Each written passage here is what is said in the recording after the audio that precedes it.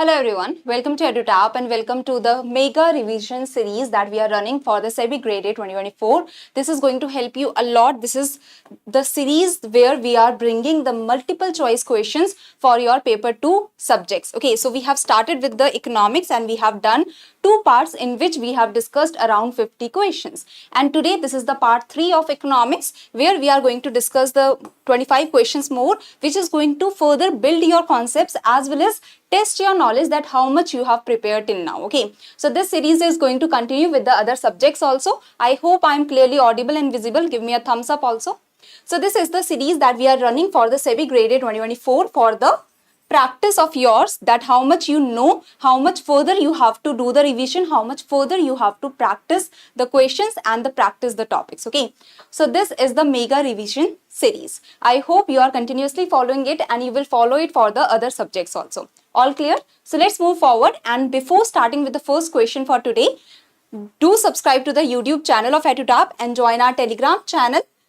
The PDF of the session you will get in the Telegram channels, and the link for the Telegram channel is provided in the description box below. So let's get started with the first question, and this is the first question. Kindly read it carefully and kindly try to answer the question. So the question is about the Phillips curve. According to the Phillips curve, in the short run, if policymakers choose a contractionary policy to lower the inflation rate, what will be the effect that will be brought?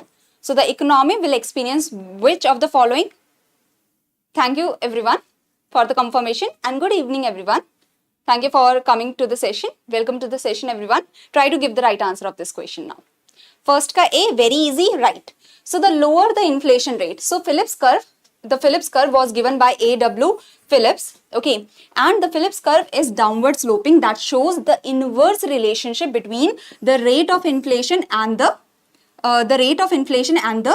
unemployment. Okay, so it shows the inverse relationship between the rate of inflation and the unemployment. So if the inflation is increasing, the unemployment is decreasing, but here it is said that the inflation is decreasing. So if the inflation is decreasing, if the inflation rate is decreasing, the unemployment must increase as per the Phillips curve. That is also the Phillips curve for the short run. So this is the Phillips curve for the short run. So the economy will experience an increase in the unemployment rate if the inflation rate is decreasing.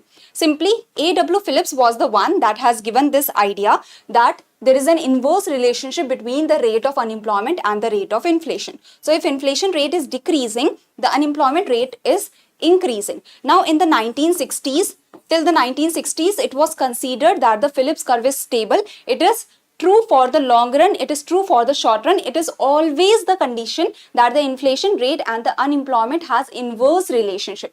But in the 1970s, there came the stagflation, in which the inflation rate was also increasing and the unemployment rate was also increasing. And then it was felt that, okay, this trade-off, this inverse relationship is not present always.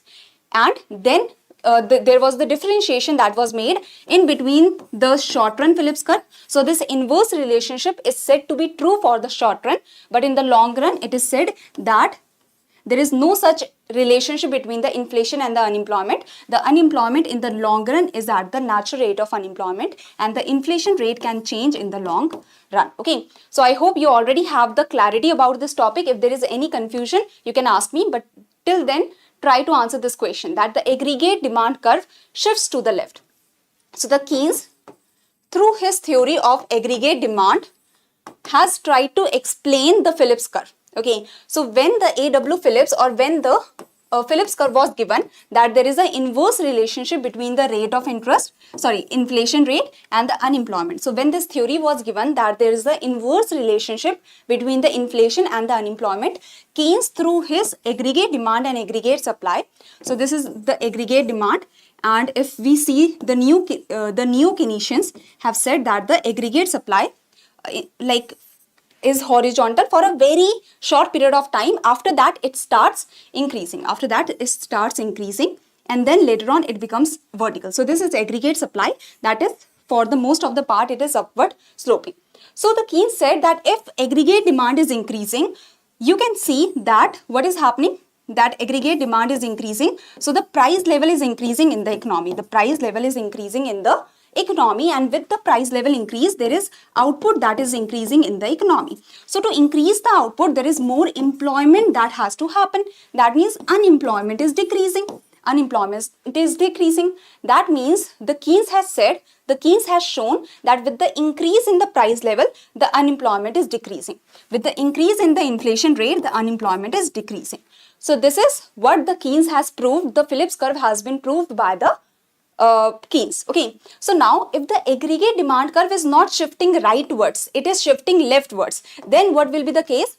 So if this is the aggregate demand, this is the aggregate supply with the price level, and here we have the quantity or the output, we can say. So if the aggregate demand, if there is the contractionary fiscal policy, if there is contractionary fiscal policy, let's say, that is the government is decreasing the government expenditure and the government is increasing the taxes. So what will happen if the government is decreasing the government expenditure and the government is increasing the taxes?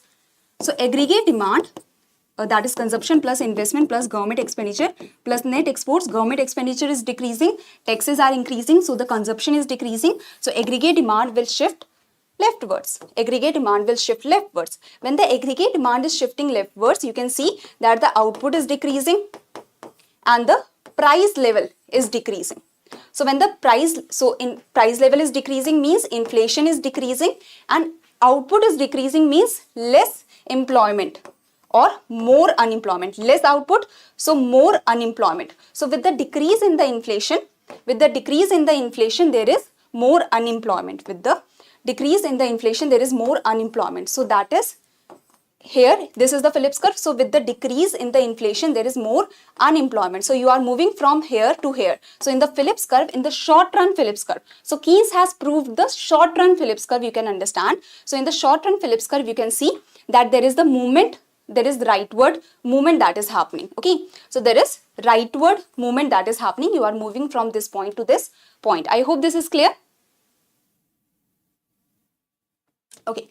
So the economy moves down to the right on the short run Phillips curve. You are moving down to the right. So here inflation is decreasing, unemployment is increasing. And I hope you understand that how Keynes has able to explain the Phillips curve and how the leftward shift is bringing the lesser inflation but more unemployment in the country. So move down to the right. Okay. So there is the leftward shift in the aggregate demand, there is leftward shift in the aggregate demand that is coming, due to which the price level is decreasing, the output is decreasing. So with the decrease in price level, there is more unemployment in the country. This is the idea. And the Phillips curve, you are moving right, Okay.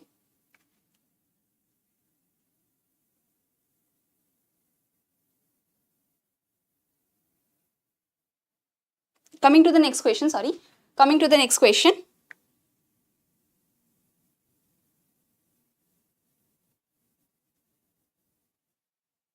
Acha, black shadow, if you are not able to understand the writing, do not worry about it. I will try to write it clearly. But I hope you have understood the topics till now. Okay, is it clear till now? If there is any confusion, you can ask. So now I am getting the answer B.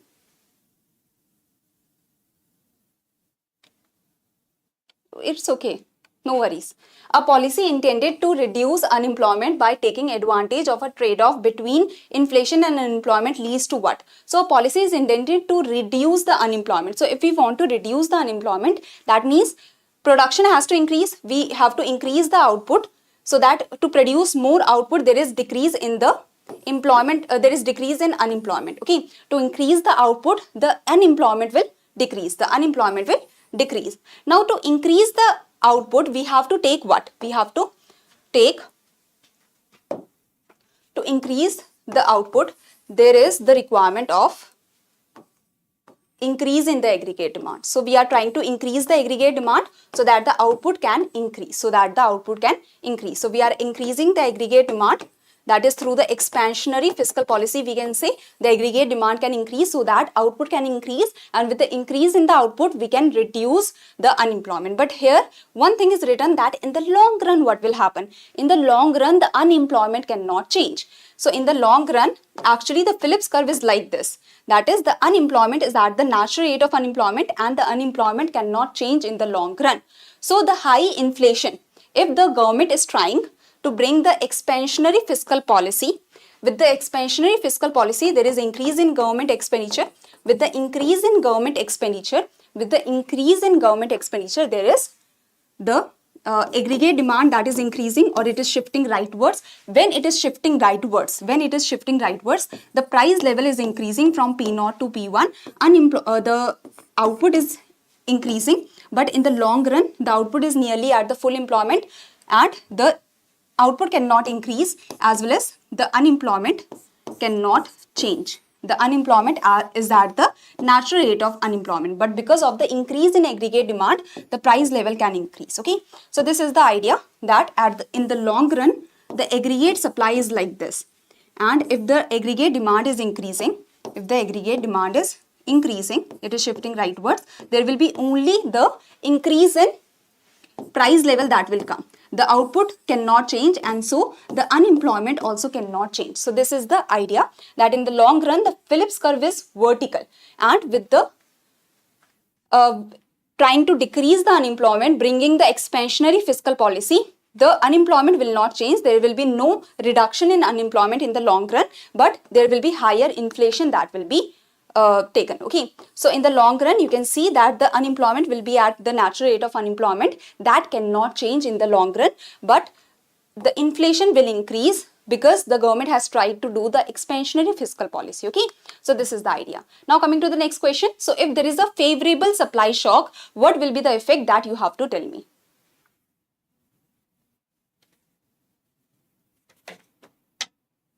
Okay, so if there is the favorable supply shock means that, let's say this is the aggregate demand, this is the aggregate supply and this is the aggregate demand. Favorable supply shock means that, let's say oil prices have decreased, or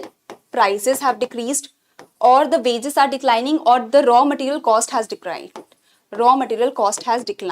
Due to which the cost of production is declining. When the cost of production is declining as compared to the price of the commodities, as compared to the price of the consumer goods is same, but the cost of production is declining. So the profits is increased. Profits is equal to the price of the commodity minus the cost of production. So prices are same, let's say it is rupees 10, but the cost of production has declined from rupees 5 to rupees 2. So that means the profits has increased. Now with the increase in profits, the producers will want to supply more, they will want to produce more. So this is the favorable supply shock, that now because of the external reasons, because of the decrease in oil prices, because of the decrease in the prices of the raw material, the cost of the production has decreased, due to which the aggregate supply is shifting rightwards, and this is the aggregate demand. So when the aggregate supply is shifting rightwards, what will happen? That the price level will decrease. The price level from P0, the price level has decreased to P1, and the level of output has increased from Y0 to Y1. So with the increase in output, the unemployment will decrease, because to increase the output, employment will be more, unemployment will be less. So here what is happening, that the price level is decreasing and the unemployment is also decreasing. The price level is decreasing and the unemployment is also decreasing. So the aggregate supply curve is shifting. The short run aggregate supply curve is shifting rightwards, but the price level is decreasing, unemployment is decreasing. That means this is the Phillips curve. Now if the price level is decreasing, this is the price level, let's say price level has decreased, but the unemployment has also decreased. So the Phillips curve will shift leftwards.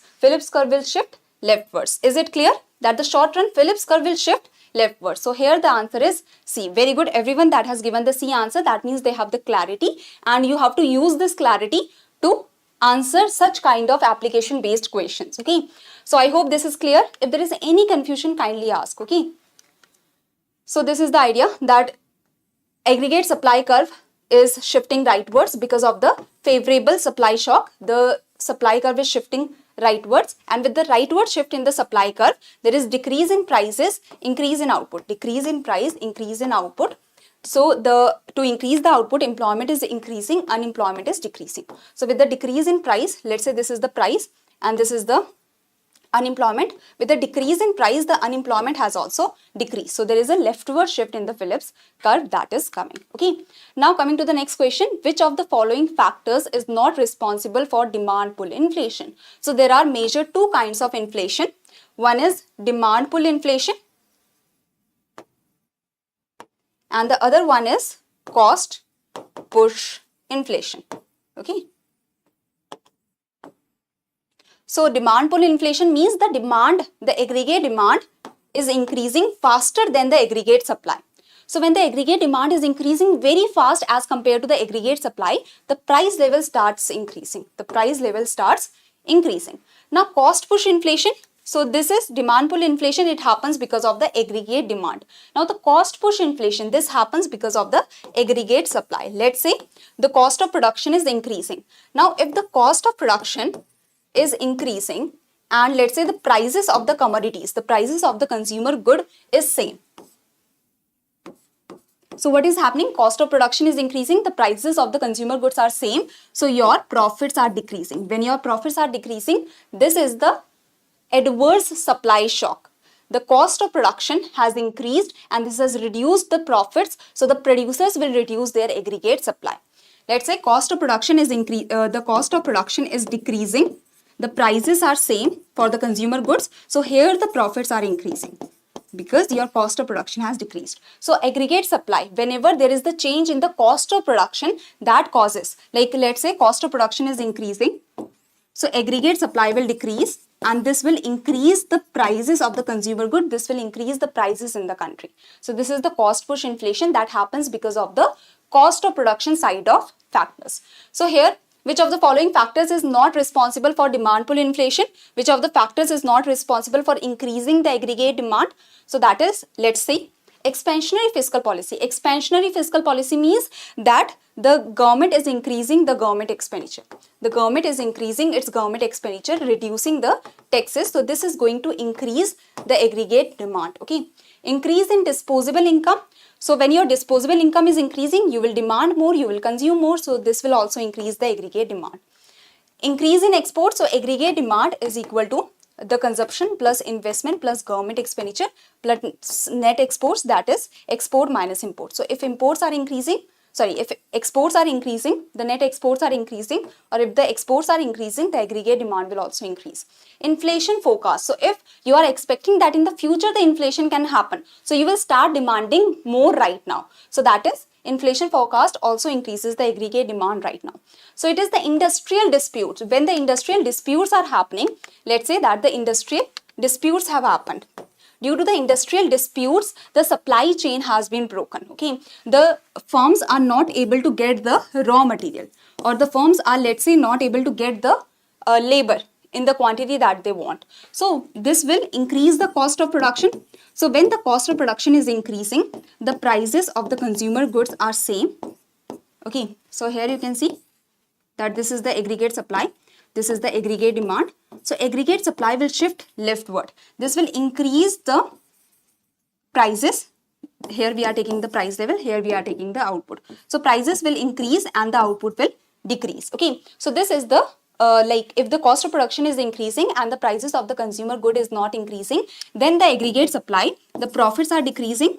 So the aggregate supply will also decrease. I hope this much is clear, that the cost, the industrial disputes, it affect the supply, it affects the cost of production. So it brings the cost push inflation. It is increasing the cost, it is affecting the profits of the firm. So aggregate supply will decrease. So this is affecting the aggregate supply and not the aggregate demand in the initial stage. So this is the idea. You will get the PDF in the Telegram channel, so you can read more about it. Now coming to the next question, that cost push inflation causes a dash shift in the aggregate supply and leads to the rise in the price level and also brings dash. So if you understand the idea of the cost push inflation, this is a very, very easy question to answer. So try to answer this question.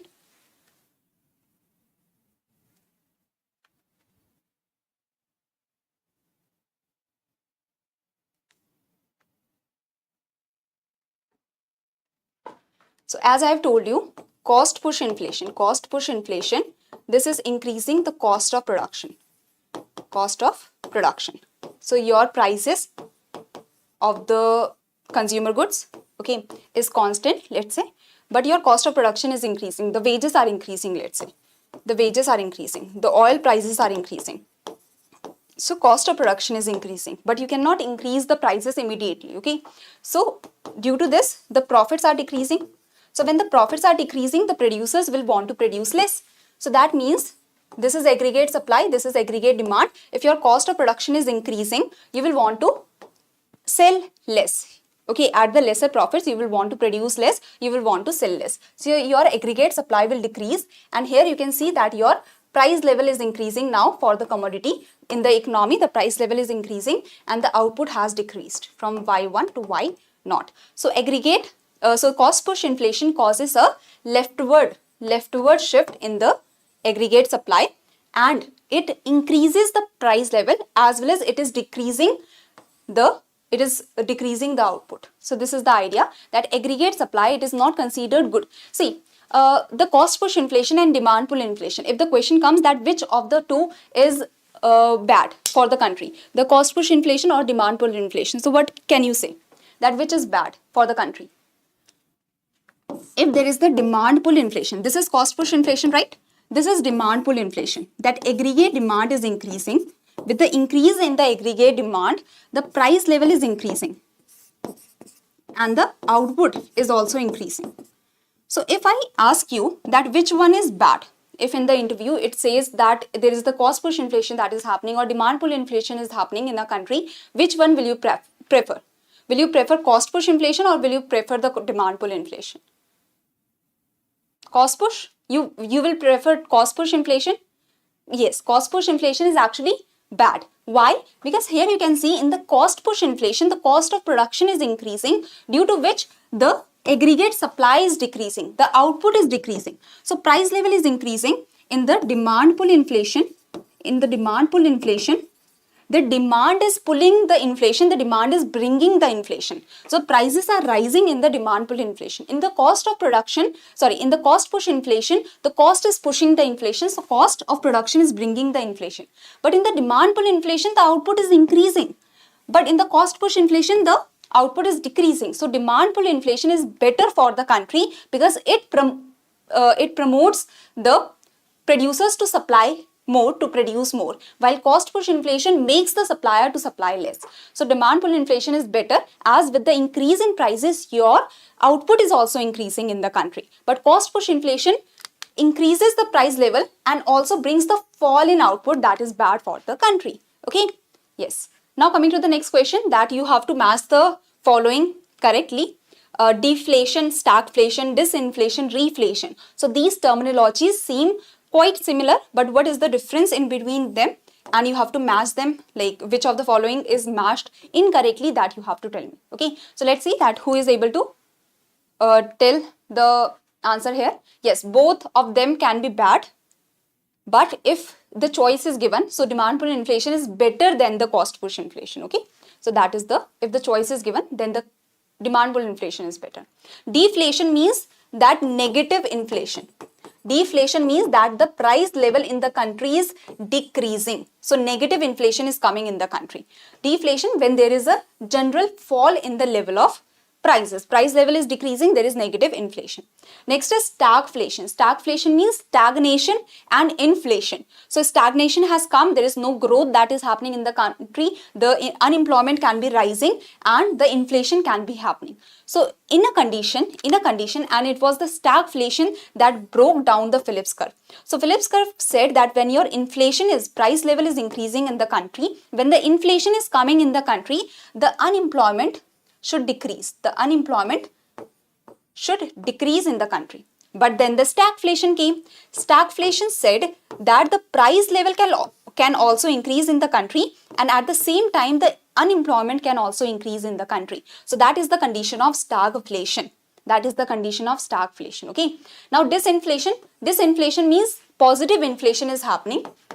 But this inflation, this was 8%, it came down to 6%, 4%, 2%. So price level is increasing, but at a lesser rate as compared to the previous time. So inflation was 8%, that has come down to 6%, 4%, 2%. So inflation is happening. There is positive inflation that is happening, but inflation rate is coming down. So price level is increasing, but by a lesser rate. So reduction of rate of inflation is disinflation. Correct. Reflation. Reflation means, now this is a very interesting concept. Reflation means that when there is depression or recession in the country, when there is depression or recession in the country, in this kind of scenario, so let's say there is depression or recession. That means demand is very low, the production is very low. With the very low prices and the production, the income is very low. With the low income, there is further low demand. There is low income or output, so there is low employment. Unemployment is quite high. So in this kind of scenario, the government is trying to boost the demand. The government increases the government expenditure. The government decreases the taxes, so that the demand can increase in the country, Now, as the demand starts increasing, the supply does not increase with the same pace. Okay, so the demand starts increasing and the prices starts increasing in the country. And with the increasing prices, suppliers will see that, okay, prices are increasing, we can get more profits. Okay, the cost of production is same, but the prices are increasing. So the profits will increase for the producers. As the profits are increasing, the supply will start increasing. So this is the reflation. The prices are increasing because the government is trying to fight the contraction. The government is trying to fight the depression or recession in the country. Okay, so reflation is actually the concept. That is, reflation refers to the increase in prices after a contraction, after a depression or recession, when the contraction has come in the economy. Demand is decreasing, production is decreasing, income, employment is decreasing. So after a contraction, when the prices start increasing in the economy, this is reflation. Okay. Reflation occurs when the economy is in the recessionary or deflationary situation, and the economic stimulus helps. The government boost helps the increase the demand, which pushes up the prices also. So reflation, increase in prices during the expansionary phase? No. Increase in prices to fight the contractionary phase. So this is the answer. So here the D is wrong. This is not matched correctly. And so D is the answer here. Okay. Now coming to the second question. That is, see, we have completed the part of the Phillips curve. I tried to bring the questions for Phillips curve. Now in the long run, Phillips curve is horizontal, vertical, downward sloping, upward sloping. So who can tell me that in the long run, what is the Phillips curve? What is the Phillips curve in the long run? In the long run, what is the shape of the Phillips curve? So here we have the inflation rate. Here we have the unemployment. So in the long run, the Phillips curve has the shape of what? In the short run, the Phillips curve has what shape? Vertical. Okay. So in long run, the Phillips curve is vertical. That shows that the unemployment rate is at the natural rate of unemployment. That cannot change. But the price level, the inflation can change in the economy. Okay. In the short run, the Phillips curve is downward sloping. That shows that there is the inverse relationship between the inflation and the unemployment, and there is the trade-off that can happen between the inflation and the unemployment. Okay. That if the inflation is increasing, we can decrease the unemployment, but if the inflation is decreasing, if we are trying to decrease the inflation in the country, the unemployment can increase in the country. So there is the trade-off in the short run. Okay. So another question that can come from this point is in the adaptive. So there are two theories in the Phillips curve. The adaptive expectation theory.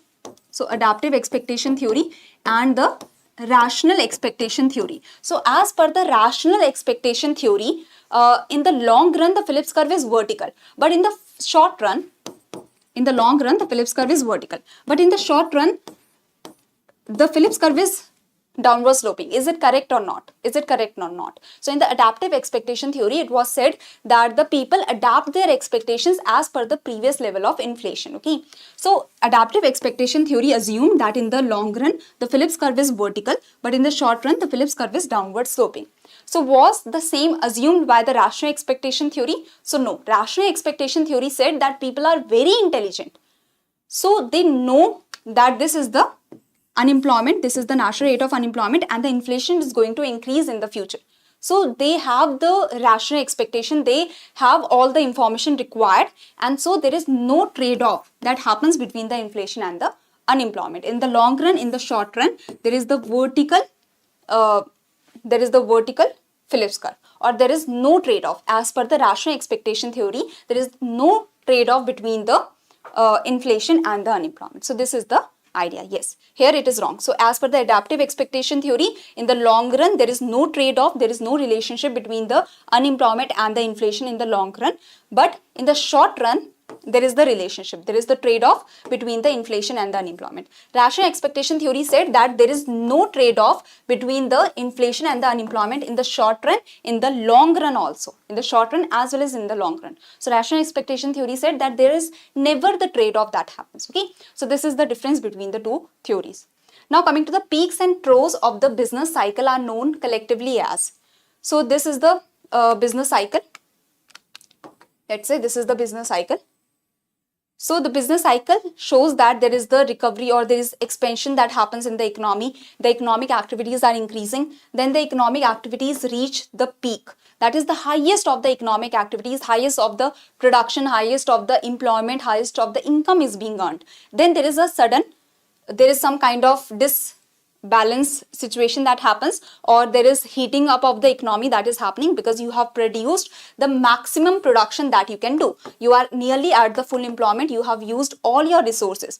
So now if the demand further increases, the production cannot further increase. So the disbalance or the heating up of the situation happens in the peak, and the economy goes into the recession where the contraction is coming in the economy, demand is falling, supply is falling and such. Then the depression, if it continues, it goes into depression.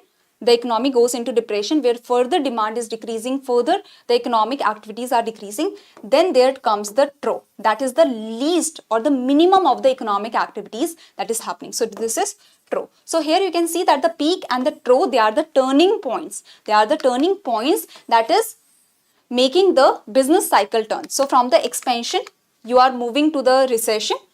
After the peak, from the depression, you are going to the trough, minimum of the economic activities, and then your economic activities are recovering and expanding. So these points are the turning points in the economy. Now coming to the next question, that is, which of the following is not one of the characteristics of the contraction phase of a business cycle? So you have to tell that which one of the following is not one of the characteristic of the contraction phase. So contraction phase means that there is recession or there is depression that is happening in the economy. The economy is in the contraction phase. The national output is decreasing, correct? The consumer spending or the consumer demand is decreasing, correct? There is increase in involuntary unemployment. So if the production is decreasing, if the output is decreasing, then the involuntary unemployment is increasing. The people are unemployed, even if they do not want, they are unemployed. So this is also correct.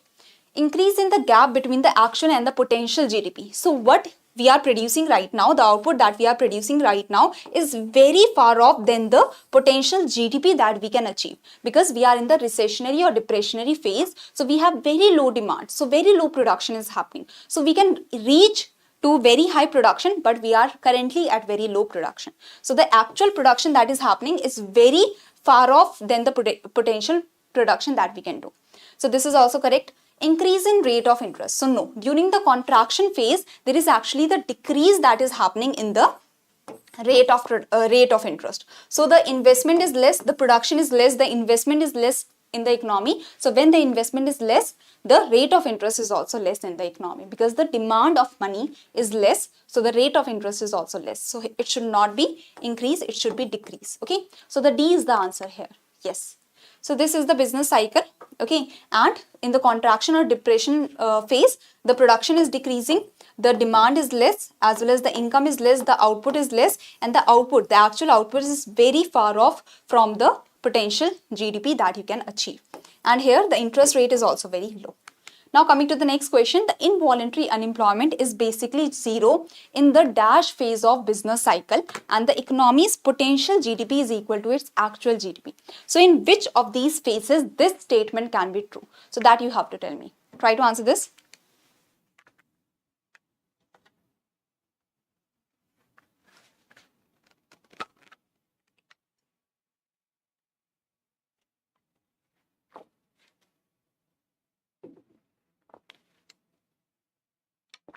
Okay, so I've got 2-3 answers. So yes, absolutely correct. It is in peak. So see, when the expansion is happening, So economy is expanding. The output is slowly and slowly increasing. So slowly and slowly we are moving towards the potential GDP. Okay, but in the peak, we are producing the full we are producing at the full employment level. We are producing the maximum that we can produce. So we are at the peak. That means we are producing the maximum that we can produce. So our actual GDP is equal to our potential GDP. What we can produce and what we are producing is equal. In this phase, we have zero involuntary unemployment. So all the people that are willing and able to do the work, they are able to find the work, they are able to work also. So here we have the full employment. That means there is no involuntary unemployment. The involuntary unemployment is not present at the full employment. So here in the peak, this is true. I hope this is clear.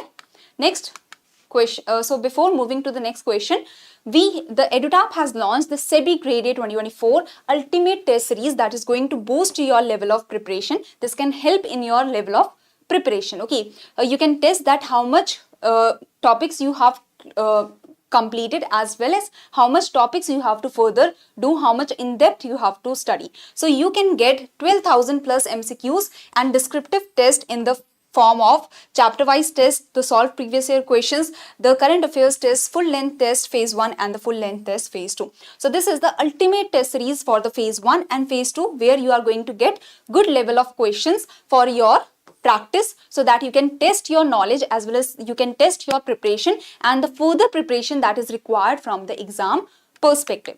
Now, for more and more students to get the benefit, we have launched this All India mock test. If you join this All India mock test, this is absolutely free. You can register for free, and if you clear this, then you can save up to 75%. So that means 75% off you will get for the test series of the phase 1 plus phase 2, as well as for the phase 2 test series that is also separately available. So it will be, you can see in the description here that this All India mock test, this will be a 20-minute test where there will be approximately 20 questions, 25 questions that will be asked, and no negative marking, just to test your knowledge. And then you can, if you clear the cutoff that is decided in the All India mock test, you can save up to 75% in the test series, where you are getting a lot of questions and the good level of the questions for your preparation. Okay, so I hope you will be able to give this All India mock test. This is going to be conducted from 29th to 30th June. Okay, so that is in the coming 2-3 days it will be conducted, and this All India mock test, if you are able to clear the cutoff, you will get 75% off in the test series. This is the maximum off that you can get in the test series. Okay, so what's the price? If you go to the website, if you go to the edutap.co.in, okay, you will go to this, and here in the courses section, you can go to SEBI Grade A course. So here in this course, you can see that if you go to the courses section, you can go to this section, and here you can see that right now you are getting 55% off, but if you clear the All India mock test, you can get 75% off. That is a big off, I can say. And here you are getting the test series phase 1 plus phase 2, or for the phase 2 separately also the test series is present, but this is the full idea that is in regards to the test, the All India mock test as well as the test series. Okay, so now coming to the next question, I hope this is clear. Now coming to the next question, monetarist theory of the business cycle regards dash as the main source of economic fluctuations. So as per the monetarist theory of the business cycle, which of the following is the main reason of the economic fluctuations? So as per Keynes, the main reason of the business cycle is the changes in the aggregate demand. So if the aggregate demand, let's say if the aggregate demand is very low, that means production is happening at very low level, the employment is very low, unemployment is very high. But if you increase the aggregate demand, the production will increase, the output will increase, the employment will increase, the unemployment will decrease. So as per the aggregate demand, if the aggregate demand increases, there will be boom, there will be peak that can be achieved. But if the aggregate demand is decreasing, the contraction will come, recession, depression will come. So as per the monetarist theories, it is the fluctuations in the quantity of money that can bring the changes or the fluctuations in the economic activities that can bring the business cycle. Okay, very easy. Monetarist theories, they have focused their theories around the money supply or around the quantity of money. So here the answer is C. So you can read more about this. Now coming to the next question, try to answer this question. There are other theories of the business cycle also. So there are the theories that is given by Samuelson, Schumpeter, Keynes and such. So try to answer this question. So according to Samuelson, the business cycle occur and continue due to the multiplier and accelerator interaction. So this is actually true. Paul Samuelson was the one that has said that the multiplier, let's say the autonomous investment is increasing. Autonomous investment that does not depend upon the level of income or that does not depend upon the level of interest rate. So if the autonomous investment is increasing, the level multiplier says that the income will increase by multiple effect. Now, if income has to increase or if the output has to increase by the multiple effect, that means the accelerator principle is saying that if the output has to increase by the multiple effect, then the investment multiplied. So the output has to increase by, let's say, 100 crores multiplied by the capital output ratio, that is capital to output ratio, that is, let's say, 2. So that means the investment will have to increase by 200 crores. That is, there is the accelerator principle that is there. So multiplier and accelerator was the multiplier idea was given by Keynes. Then there came the theory of accelerator. Paul Samuelson has made the interaction between the multiplier and accelerator. So here you can see that if there is the autonomous investment that is increasing, that does not depend upon the level of income. So if the autonomous investment is increasing, this will increase the income by the multiplier effect. But if the income or the output has to increase, then there will be the increase in the investment. So if the investment has to increase because of the increase in income, this is known as induced investment. Induced investment that depends upon the level of income.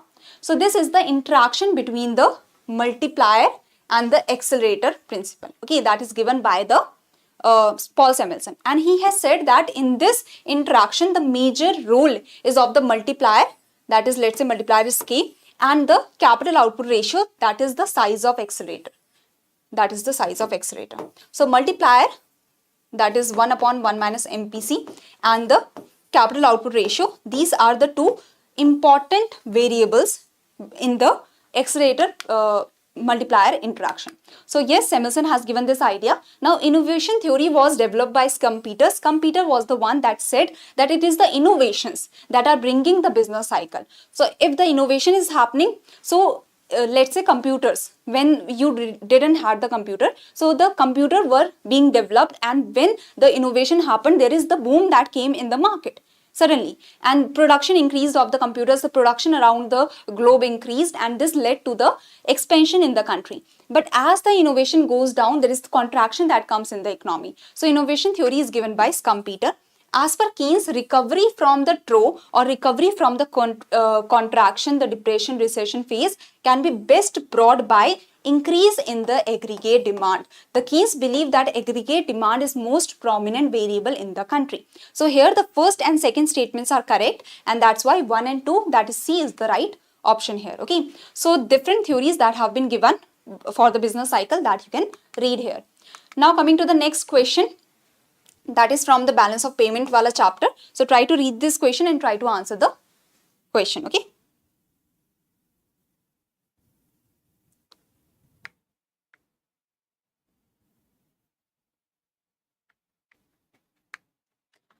So here the balance of payment has two major accounts. The balance of payment has two major accounts, that is the capital account and the current account. The capital account and the current account. In the current account, in the balance of payment, in the current account, there is the trade of goods that is happening. There is trade of services that is happening, trade of services, and there is the transfer payments. Okay, so trade in goods, this is known as visible trade. Visible trade, that is also known as balance of trade. Visible trade or balance of trade is the trade in goods or trade of goods. Invisible trade is the trade of services and the transfer payments. Let's say balance of payment means that balance of payment is actually the summary of the transactions, economic transactions that are happening between the countries, or let's say how much economic transactions India is doing with the rest of the world. So that is summarized, that is recorded in the balance of payment, that how much economic transactions we are doing with the rest of the world, how much money we are getting, how much flow that we are getting, how much we are giving also. Okay, so trade in goods, trade in services, transfer payment. Transfer payment and the trade of services is known as invisible trade. Transfer payment means how much remittances that we are getting from the rest of the world minus how much remittances we are paying to the rest of the world. So invisibles, tourism is trade in service, we can say. Factor income from one country to another. So we are providing the factor services. We are providing trading in services means we are providing the factor services such as the land, labor, capital and entrepreneur. So we are providing the services for which we are getting the factor payments, factor income from one country to another. So this also comes in trade in services. Income earned from ownership of overseas asset by Indian companies. So let's say that Tata has a subsidiary in America. So from there, the Tata group is earning profits. So profits is factor service, we are providing the entrepreneurship for which we are getting the profits. So this is a part of trade in services. Okay, so income that is being earned, the factor income that is being earned, this is the trade that is happening in the factor services.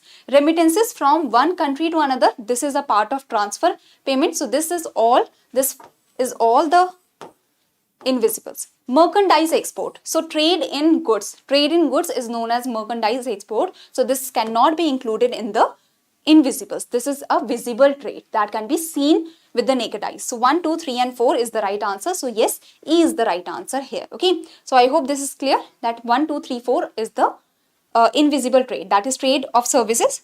The current account includes the trade in goods, the trade in services and the transfer payments. Now trade in services is the factor services that we are trading. We are providing labor, we are providing land, we are providing the entrepreneurship, we are providing the capital. So factor services as well as non-factor services such as the shipping, such as the tourism that we are providing is the part of non-factor services. Transfer payments, remittances we are getting from the rest of the world.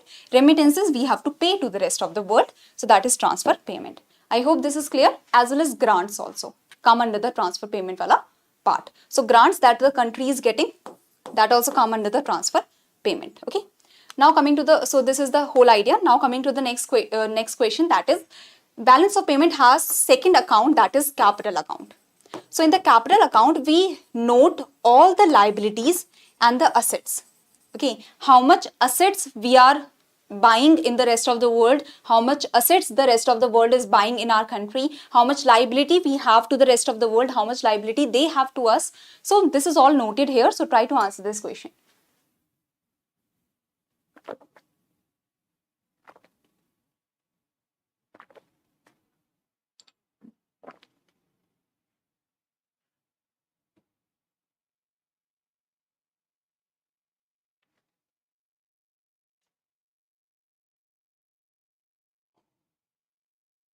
So just ignore this because non-debt creating and debt creating, this is a part of the fiscal policy or the budget. Okay, so here you just have to tell me that what is the capital inflow. What is the capital inflow? In the capital inflow, we do not discriminate between the debt creating and the non-debt creating if we are talking about the balance of payment. So just tell me that what is the, which of the following are the capital inflows that are happening, or which are the part of the capital account that you have to tell me. Okay, so in this question, the foreign direct investment, that is capital inflow, that comes under the capital account. So in the capital account, the investment comes under the capital account, the foreign direct investment, the foreign portfolio investment. The foreign direct investment that is coming into our country minus what is going out of the country. The foreign portfolio investment, that is the bonds, shares that is being bought in our country minus how much we are buying outside. So foreign portfolio investment that is coming into our country minus how much is going out of the country. Then here we have the external commercial borrowings, how much we commercial entities of our country are borrowing from rest of the world minus how much we are lending to the other countries. External assistance, how much government is borrowing from outside, how much government is providing the assistance to outside. Okay, so foreign direct investment, foreign portfolio investment, external commercial borrowings as well as non-resident deposits, this all comes under the capital account of the balance of payment. Okay, so non-resident deposits means if the money is being deposited in our country, that we have to pay back. So this is a liability in our country. So the money is coming into our country in the form of non-resident deposits that we have to pay back. So this is a liability. So in the capital account we have the investments, the direct investment, that is the foreign direct investment and such, and the portfolio investment. And net FDI means how much is coming in minus how much is going out. Net FPI means how much if foreign portfolio investment is coming in, how much is going out. Okay. External borrowings, so how much external commercial borrowings our entities are doing, how much lending we are doing, minus the borrowings that we are doing minus the lendings that we are doing. Short-term debt, the government of our country or the commercial entities of our country, short-term debt, so that is how much debt we are taking, how much debt we are providing. External assistance, how much assistance the government is getting minus how much the assistance the government is providing. Okay, interest from abroad. So interest as well as the remittances, this interest from abroad, this is a part of factor services, is it not?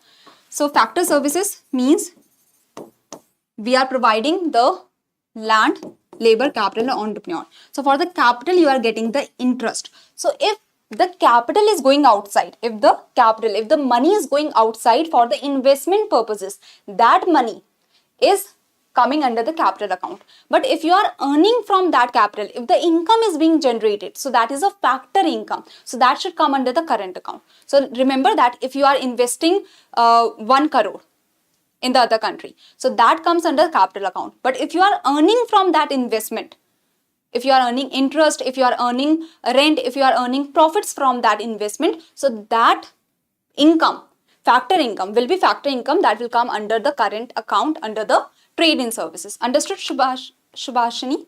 Is it clear? So 1, 2, 3 and 6, that is B is the right answer here. The B is the right answer here. Okay, understood? Is it clear? Yes. Now try to answer this question.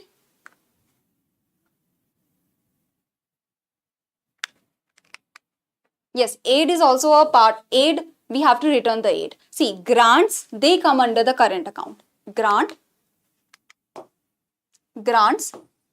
they come under the current account because we do not have to return the grants. But the aid has to be returned. Aid can be at very less interest rate, at very easy terms and condition, but aid is usually what we have to pay back also. If we are getting the aid, we have to return that. Grants, if you are saying that, okay, if let's say some other country, if there is the tsunami that has came in some country, if there is some flood that has came in some country, if we are providing the grant, so that is grant that we are not taking back, that we are not asking back. So that comes under the current account. Okay. Try to answer this question now.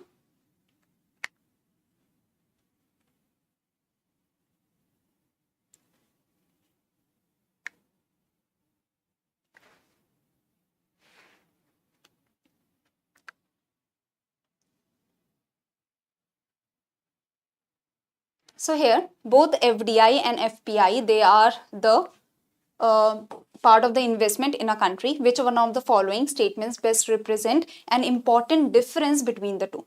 So first of all, FII helps bring better management skills. So that is incorrect. Seeing the statement, it is incorrect that foreign institutional investment or foreign portfolio investment, it doesn't bring the better management skills. Let's say I have invested 100 rupees in ONGC. Will I be able to help in the management skills? No, na. Similarly, if the foreign investors have invested in the ONGC, in the GAIL or some other company, they cannot affect the management skills or the managerial role, they cannot affect. So foreign portfolio investment cannot help in the management skills and the technology, while the FDI, foreign direct investment, you are opening a subsidiary in our country. Let's say Apple has opened a store in our country, or some other company is opening a subsidiary in our country. So they are bringing the management skills, they are bringing the new technologies in our country. Let's say the foreign direct investment is in the form of the buying major share in a country,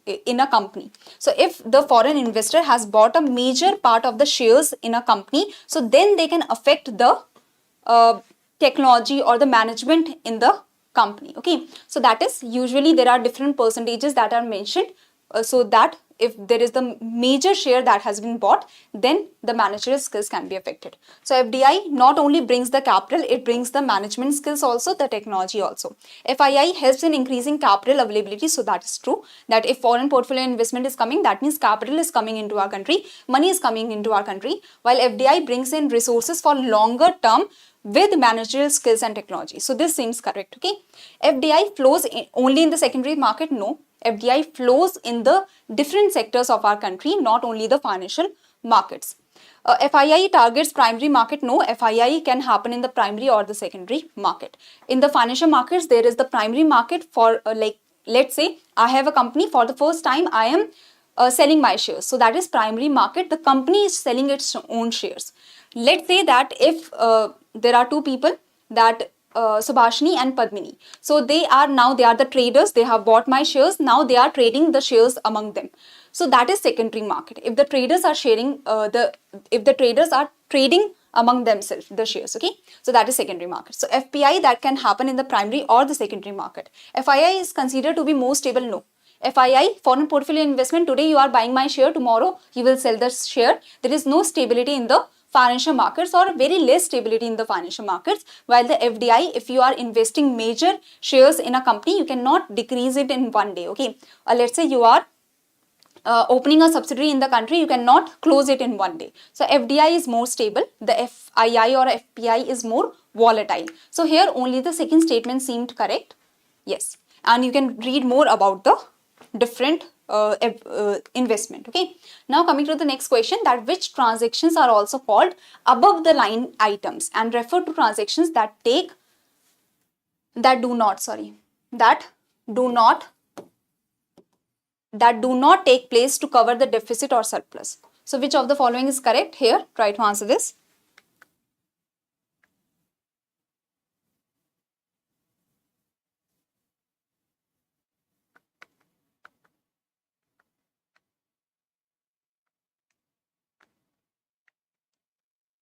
Autonomous, very good.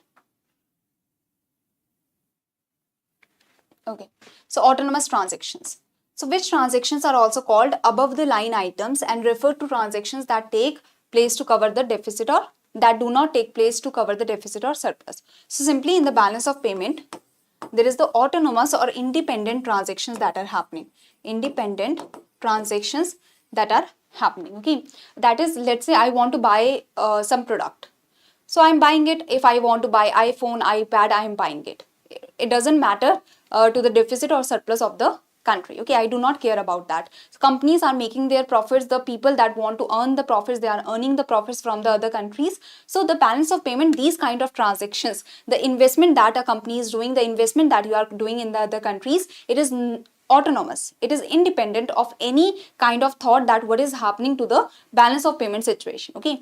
So these are the independent or autonomous transactions that are above the line transactions, which are happening for your own profit, for your own interest. But then there are the below the line transactions that are the accommodating transactions.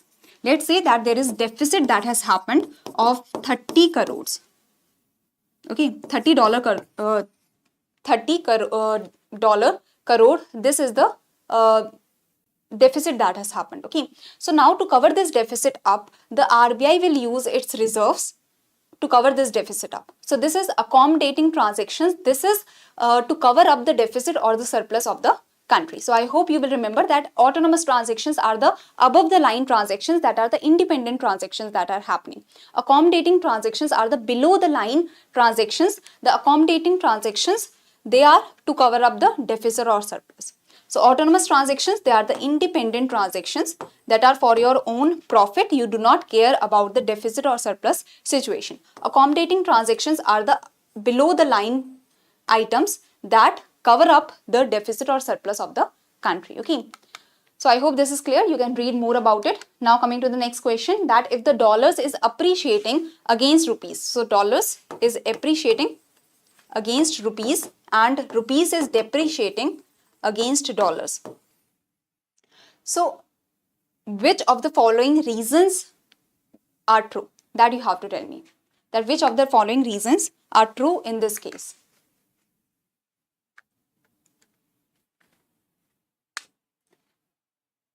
D? Okay. Okay, let's see. So dollar is appreciating. That means, see, if this is the demand for dollars in our country, in India, and this is the supply of dollars in our country. Okay. So this is the supply of dollars and this is the demand for dollars in our country. So if the demand of dollars is very high, it is very, very high. If we are demanding a lot of dollars for the imports that we want to do, while the supply of dollars is very less. Okay, supply of dollars that is coming in India, it is very less. Less dollars are coming into India for the exports that we are doing and such. So what is happening that when the dollars is high and the demand for dollars is high and supply for dollars is less, so price of dollars start increasing, the dollars start appreciating. So when there is high demand of dollars in India and when there is low supply of dollars in India, in this case the price of dollars will start increasing. That means dollars will start appreciating against rupees, So what is the meaning of exchange rate? Exchange rate shows the relative price of the foreign currency in terms of domestic currency. So this is the relative price of foreign currency in terms of domestic currency. So the price of dollars is increasing against rupees. Okay, when we are demanding more dollars and we are getting the supply of less dollars. I hope this is clear. So 1 and 4 is the answer. The D is the answer here. So you can read more about it. Coming to the next question, in the context of India, which of the following factors is or are contributor or contributors to reducing the risk of a currency crisis? So if a currency crisis is happening, that means our currency is depreciating, let's say. Rupees is depreciating. And that means dollars are appreciating. So rupees depreciating against dollars, dollars is appreciating against rupees. So in this kind of situation, what will happen? First of all, what is happening? That we are demanding lots of dollars and we are getting less supply of dollars. Due to this reason, there is appreciation of dollars is happening. The price of dollars is increasing, the value of dollars is increasing because the dollars is appreciating. There is too much demand of dollars as compared to the supply of dollars. So what we have to do? That if the foreign currency earnings of India's IT sector increases, okay, the foreign currency earnings of India's IT sector can help us in this kind of situation, because if the IT sector earns more, we will get more supply of dollars. So the price of dollars can stop increasing or might decrease. Remittances from Indians abroad. So if we are getting more remittances from Indians abroad, so that means we are getting more supply of dollars. So again, the appreciation of dollar might stop. So these are two reasons that can help us in this kind of situation where dollars is appreciating. Now, if government is spending more, that means the government might import more also. Okay, government is spending more, that means the aggregate demand is increasing. When the aggregate demand in the country is increasing, so our import demand is also increasing. Our aggregate, due to the increase in the government expenditure, the aggregate demand is increasing. That might increase the imports to the country. Import will require demand of dollars. Okay, so that might increase. So the government should not increase its expenditure. That can be harmful. So 1 and 3 is the right answer here. The B is the right answer here. So you can read it here. So increasing government expenditure will have no effect on the value of currency, or if the import increases, it might negatively affect the currency also. So this is the basic idea. Yes, because the topics are much easier. So coming to the Phillips curve and the balance of payment, these topics are easier, on the easier lines. Now in the coming slides you will see the question of ISLM model, so they are going to be tough. Okay, so coming from the 20th 21st question, there will be more ISLM questions, so those can be typical. Okay, yes. Now in India, RBI interferes to manage volatility in exchange rates. To stop the depreciation of rupees against dollars, the RBI should do which of the following? Very easy. Yes. So if the depreciation of rupees is happening, if the rupee is depreciating against dollars, so in this case, the depreciation of rupees is happening. So in this case, the RBI should sell the dollars. So that will increase the supply of dollars. And when the supply of dollars is increasing, the price of dollars will decrease. Okay. So simply sell the dollars from its foreign exchange reserves. So this is the idea. Now coming to the next question, that is, what will be the income? We have done we have covered, or we have tried to do the questions of the Phillips curve, the inflation and the Phillips curve, the balance of payment, as well as the business cycle. Those are the theoretical topics. So there are some topics that we had to discuss from ISLM model. So now try to give the right answer of this question, okay? And I will suggest you that the theories, do not miss out the theories, because in the previous year there were the questions from the could not model and such. So adaptive expectation theory and the rational expectation theory, read a little about it, okay? That what is this adaptive expectation theory and rational expectation theory? I have told you that in the adaptive expectation theory it is said that in the short run, the Phillips curve is downward sloping. There is trade-off between the inflation and the unemployment, but in the long run there is vertical Phillips curve at the national rate of unemployment. The inflation can change but not the unemployment. Rational expectation theory said that people are very intelligent they are, so they will not, the unemployment will not be affected by the changes in the inflation, okay? They will already assume the inflation, they will know that inflation is going to happen, so the unemployment will not be changed. So now coming to this question. So here, first of all, what the question is trying to say, let's see that. So the question is saying that what will be the income at the equilibrium level. So at the equilibrium level, the aggregate demand is equal to aggregate supply. So that is your income is equal to aggregate demand. Here the consumption plus investment. Consumption is 10 plus 0.5y. 10 plus 0.5y and investment is 190 minus 20i. So if you solve this up for the income, you will get this equation, that is income is equal to 400 minus 40i. So this is the answer. This is the answer, that is B. Now if this is also the equation of the IS curve. This is also the equation of the IS curve, because here you can see that you have the independent variable, that is interest rate. If the interest rate is changing, that is affecting the level of income. So this is shown by IS curve, and here the negative sign is given, that shows that with the increase in the rate of interest, the level of income is decreasing, and with the decrease in the rate of interest, the level of income is increasing. So this equation is the equation that is true for the IS curve. If you want to see the equation for the IS curve, what you have to do, that you have to solve for the income level. So your income is equal to your aggregate demand. Your aggregate demand is equal to consumption plus investment plus government expenditure plus net exports, okay? So with the income, the consumption function you can take, that is consumption is A plus BY. That is autonomous consumption plus your B is your slope, that is MPC. Y, disposable income is income minus taxes, okay? Plus the government expenditure plus the investment. Now investment function is autonomous investment, that does not depend upon the level of income or interest rate, minus DI. So that is the investment is negatively dependent upon the interest rate, and D is the change that is happening with the interest rate, how much the investment changes. So this is the equation for the investment, okay? Then government and net exports. So if you solve this up, you will get this equation, that is, you can see. Now you do not have to solve this up, just remember the idea that your income is equal to some multiplier A bar, that is autonomous function, minus DI, okay? DI is, that is with the change in interest rate,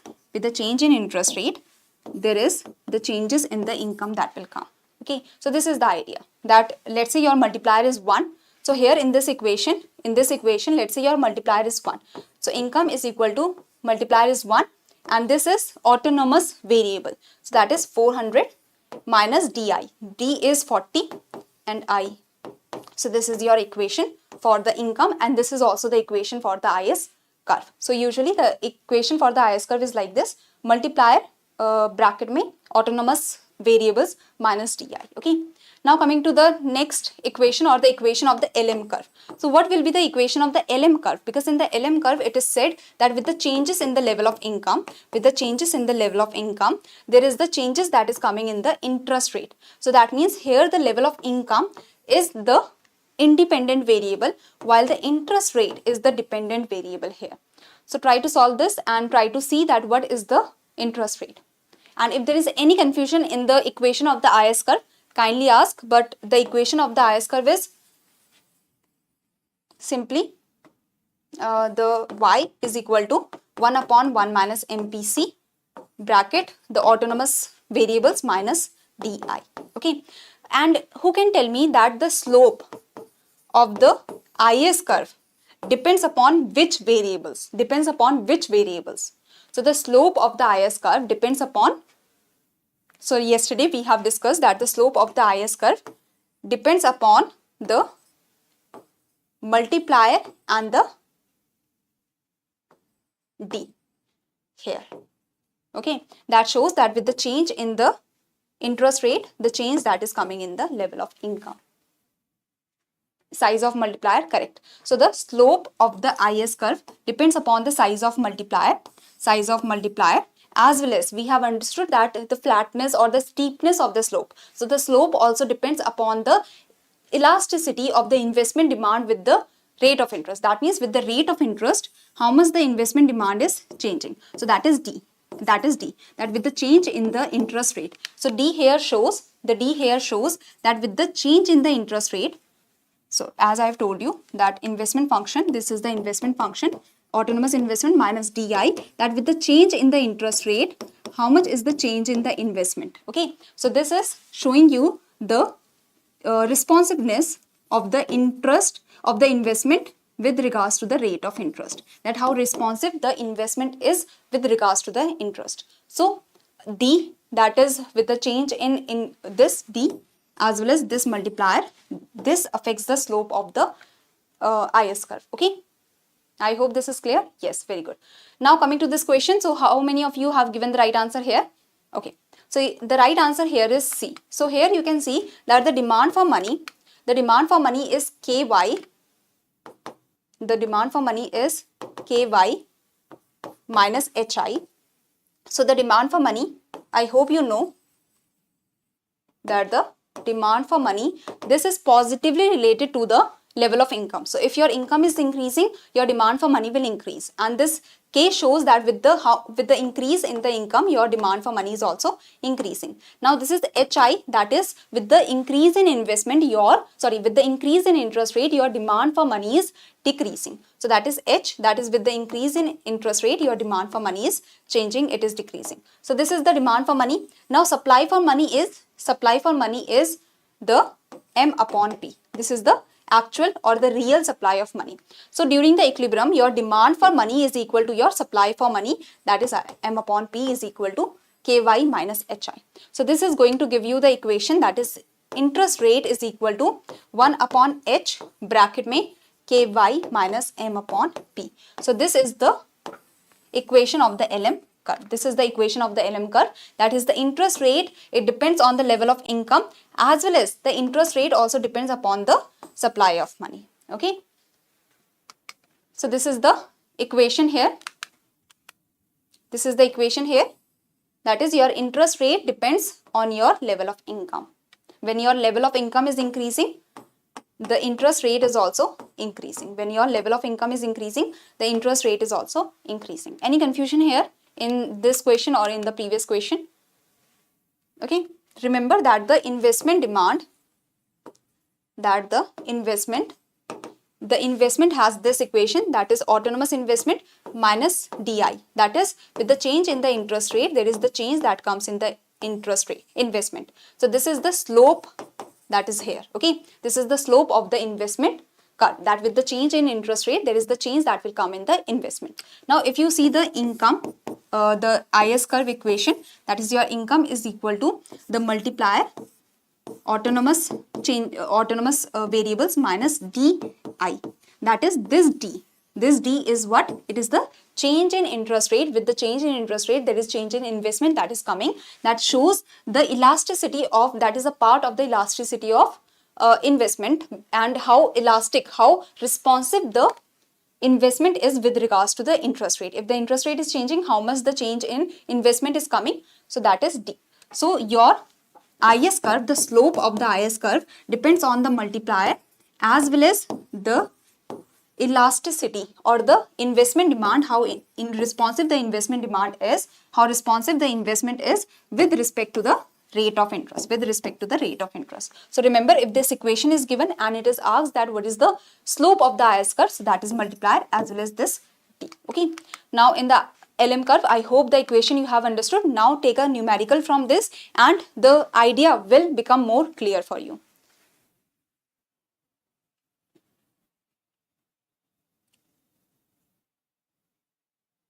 Okay, so try to do this. And for the LM curve, see, for the LM curve, the money market equilibrium, LM is the LM curve, it shows the relationship between the rate of interest and the level of income where the money market is in equilibrium. So LM curve shows the equilibrium in the money market, right? So LM curve, it shows the equilibrium in the money market. That means where the demand for money is equal to supply for money. Now what is supply for money? That is 1200 crores. What is demand for money? That is 0.4y minus 80I. So now LM curve has this kind of equation, that is I is the dependent variable here. So you have to take the I in the left hand side. So try to keep the I in the left hand side and try to solve this equation. 1200 minus like you are taking this here, so 0.4y. Now you have to change the signs.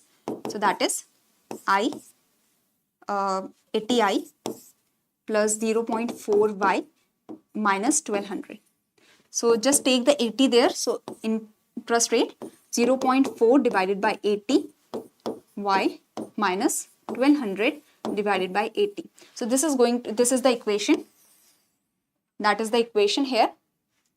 That is this. So I 1 upon. So I is equal to 1 upon 1200. Sorry, 1 upon 200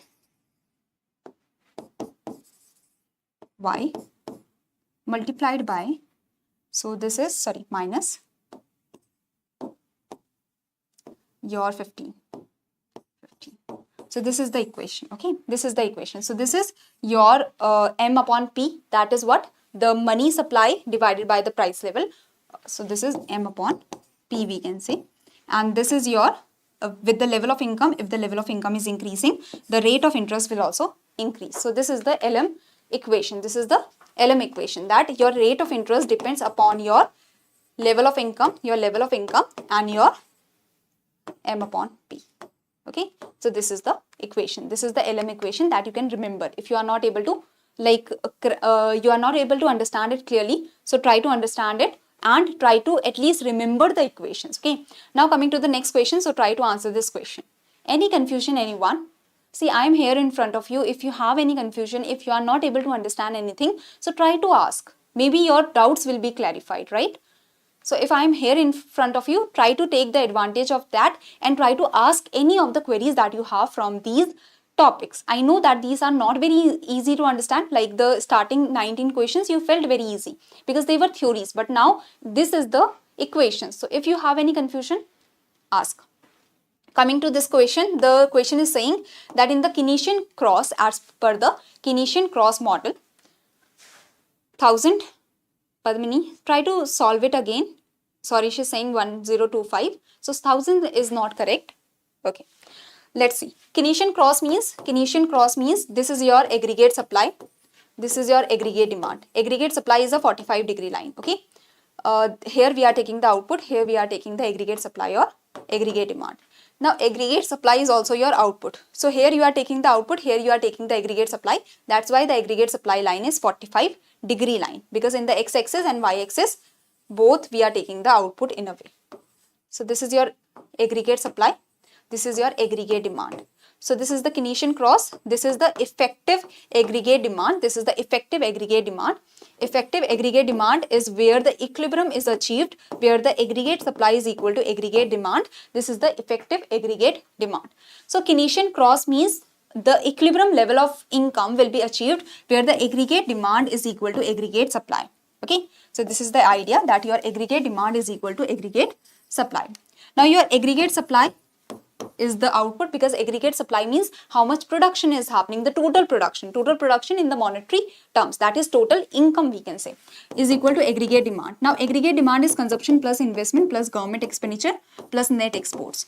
So your income is equal to aggregate demand, that is consumption plus investment plus government expenditure plus net exports. Net exports is not given here.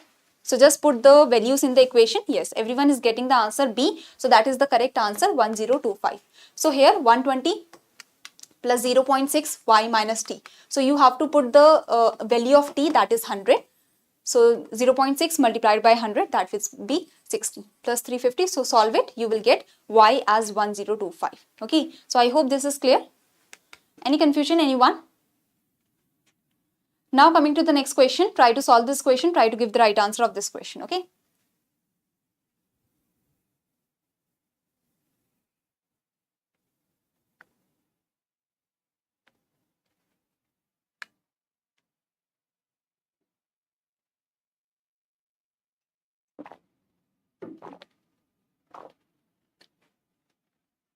Okay, given the saving function is minus 10 plus 0.2y, autonomous investment is this. So your income is consumption plus investment. Your equilibrium level of income is aggregate demand is equal to aggregate supply. Aggregate demand is consumption plus investment.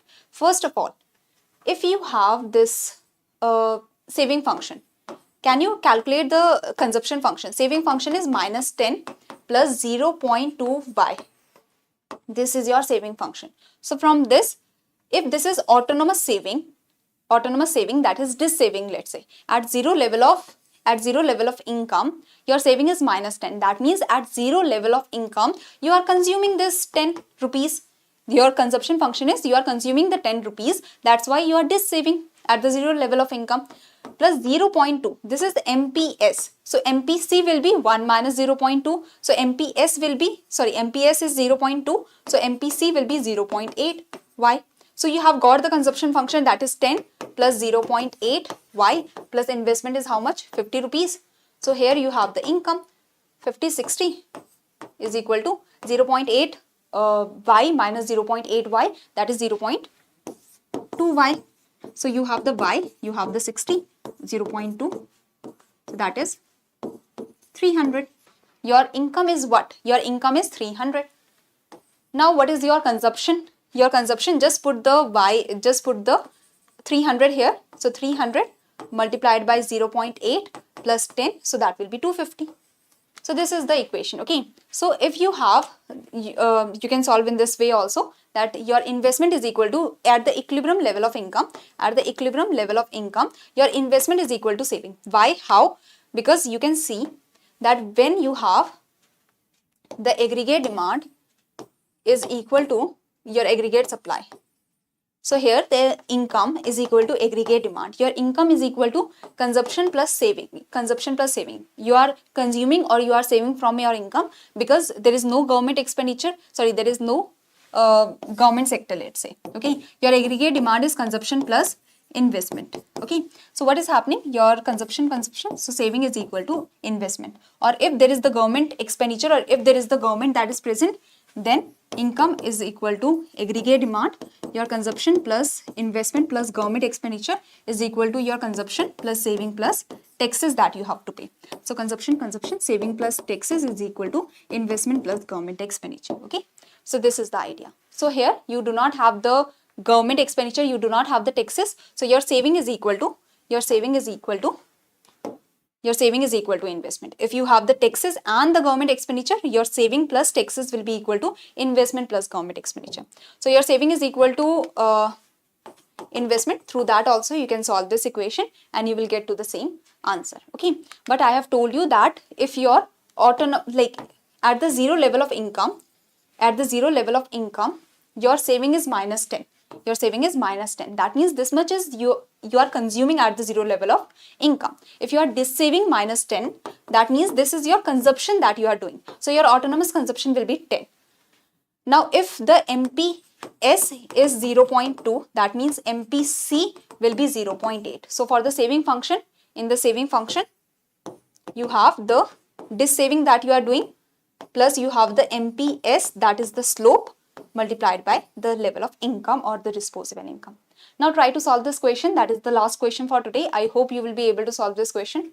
So try this.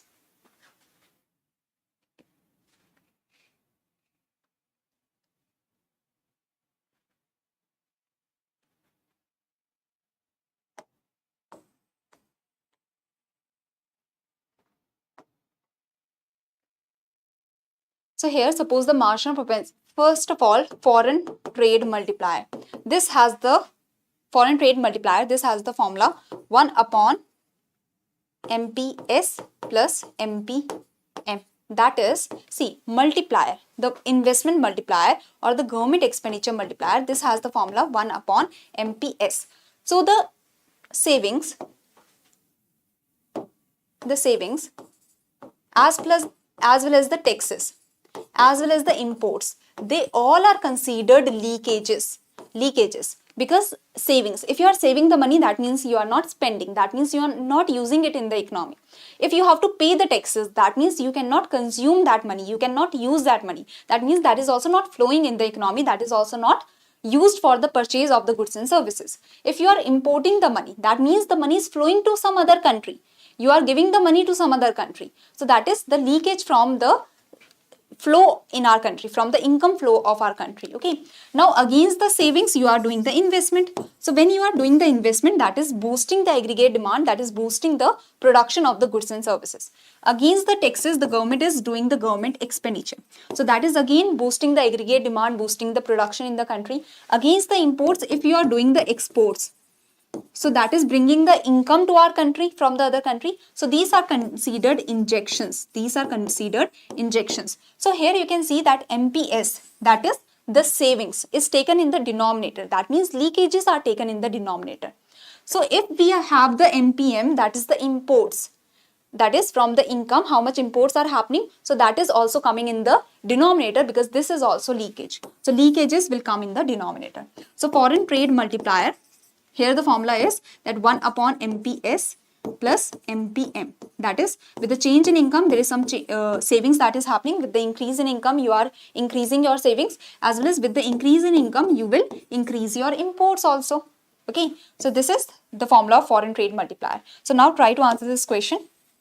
If you have the foreign trade multiplier and your exports are increasing, so what will be the increase in income that you have to tell me? 5,000, very easy, very good. So here your MPC is equal to 0.7, that means MPS is equal to 0.3, MPM is equal to 0.1. So in total, 1 upon MPS plus MPM is equal to 1 upon 0.3 plus 0.1. So that is 1 upon 0.4, that is 2.5. So if your exports are increasing by 2,000, your multiplier, export multiplier or foreign trade multiplier is 4. So your income will increase by 2000 multiplied by 4. So 2.5. Your export multiplier is actually 2.5. Okay.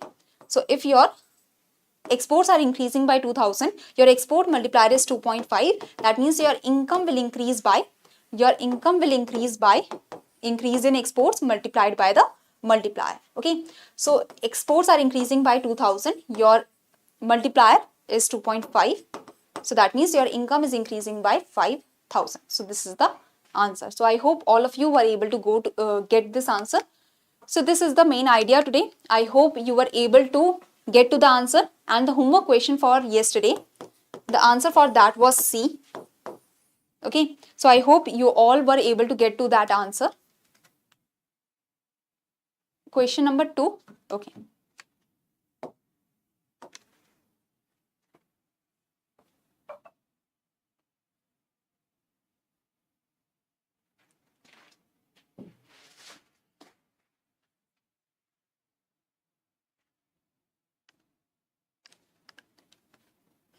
You're most welcome, Shruti. Thank you very much for your comment. If you have any query in any of the questions, you can ask. I'm taking one query right now. Okay. So here, what is happening, that you have the price level. Here, you have the price level. You have the level of output. Okay. This is the aggregate demand. Because if your price level is high, your demand will be low. If your price level is low, your demand will be high. So aggregate demand is downward sloping. And the Keynes has said that your aggregate supply is actually horizontal in the short run and vertical in the long run. So as per Keynes, your aggregate supply is horizontal in the short run, because the Keynes said that the prices are rigid. So your aggregate supply, as per Keynes, your aggregate supply is horizontal in the short run because your prices are rigid, and in the long run your aggregate supply is vertical because the prices can change in the long run. So Keynes has agreed with the aggregate supply of classicals that yes, in the long run the aggregate supply can be vertical.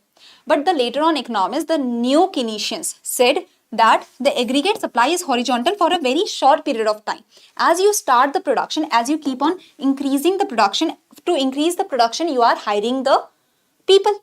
Employment is increasing. As the employment increases, the wages start to increase also, and the people start demanding more wages. So the aggregate supply is not horizontal. The prices cannot remain constant. Okay, after a level, the prices will start increasing because as more people are employed, there is more demand for labor. If there is more demand for labor and there is more employment that is happening, the wages will be demanded more. Okay, with the higher demand for labor, the wages will be demanded more. So aggregate supply curve will have this kind of upward slope. So neo-Keynesians has said this, and so the aggregate supply is taken like this. Okay, a little horizontal, and after that it will be vertical. Now, if the aggregate demand is shifting leftwards, let's say that the government is saying that we are having the contractionary monetary policy, if we are having the contractionary fiscal policy, that is the government expenditure is decreasing, the taxes are increasing. So aggregate demand will decrease. If the aggregate demand is decreasing, that means aggregate demand is shifting leftwards. Aggregate demand is shifting leftwards. That means the price level is decreasing, and with the decrease in the price level, the level of output is decreasing also. So with the decrease in the price level is decreasing, and the level of output is decreasing. That means unemployment is increasing. Price level is decreasing, unemployment is increasing. So here the price level, this is Phillips curve.